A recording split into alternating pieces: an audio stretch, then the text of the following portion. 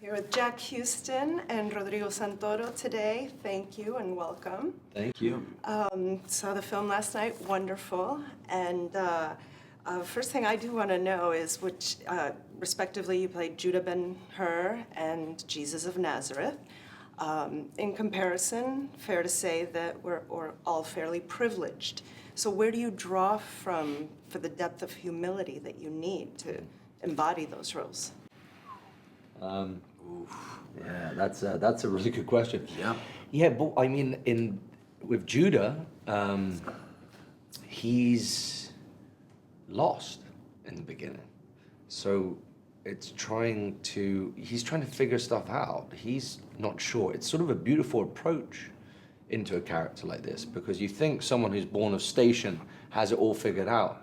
What you realize is he's actually an incredibly lonely, lost boy, and it takes a shock to the system, like the betrayal of his brother, that actually delves him deep into something that actually ends up giving him his answers and realizing the true way, which is love and forgiveness and not hatred and not anger, and things like that. So actually, it's something that I was discovering on set every day. That was the beautiful thing about this movie. It was very much a journey internal for me as an actor, as much as it was when reading the script. I was learning things every day about the character.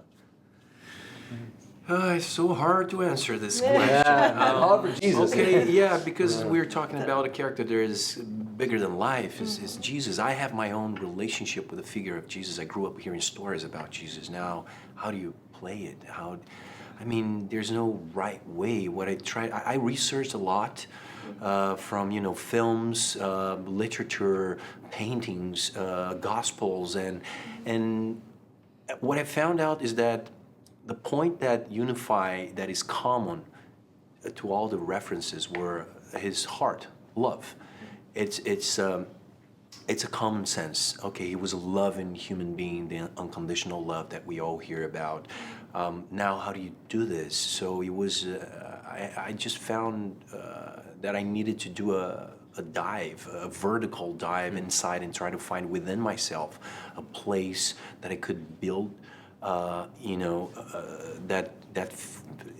find those things within myself, but of course with the limitations that I have as a human being. I'm not, I have to not pretend, but I have to try to externalize those feelings, those teachings, but I'm not gonna be Jesus. That's not happening. So it was an intimate, spiritual, transforming, inspiring, unforgettable journey. That's what it was, and I just tried to do it with my heart. That was the most I could do. I couldn't find an answer of how to play, how to speak, how to walk. Should I lower my voice and try to be nice? Did he speak like this? It wasn't about that. Well, drawing on that moment, on what you're speaking of, there's that moment, there's no dialogue, and you're on the cross, and your eyes, you just hold each other in your eyes, which speak volumes. It's just moving. But when you were shooting that, what's going through your mind? Is it the historic reference? Is it just the humanity of it? Well, there's two separate. No, that's really interesting because there were two separate ones. I know that what Rodrigo was going through, but for me, I remember we had a talk, and I said, look, we found each other. We actually did find each other.